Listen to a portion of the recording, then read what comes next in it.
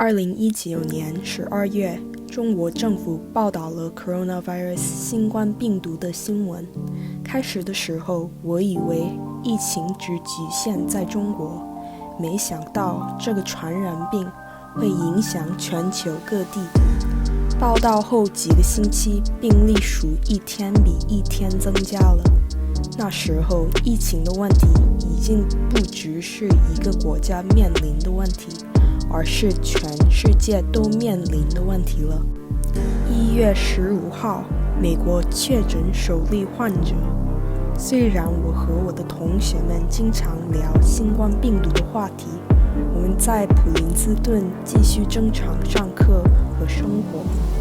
不过，在短时间之内，美国的情况变得很差。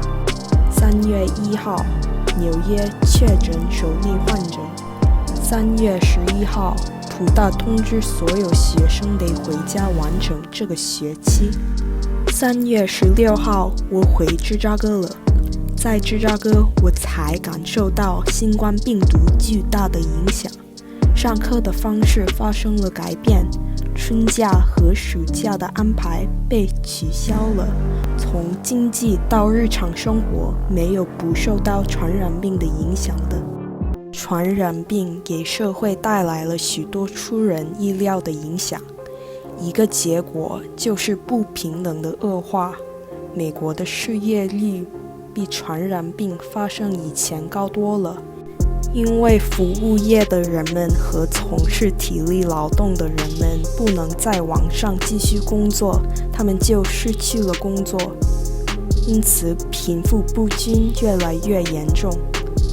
另一个结果是隐私与安全的冲突。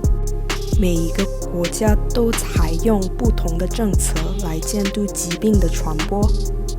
中国政府用一个软件来监督老百姓的行动，一方面这对减少病例起了很大的作用，另一方面侵害了人们的自由和隐私。人们对这种办法有些顾虑，可是他们也同意改善情况需要政府、老百姓和公司的配合。第三个是社会的混乱引起了分离和不和。有些国家在怎么控制新冠病毒的方面进行竞争，哪个国家的办法最有效，哪个国家的政府最能干。还有些人不但不帮助别人，反而实行暴力。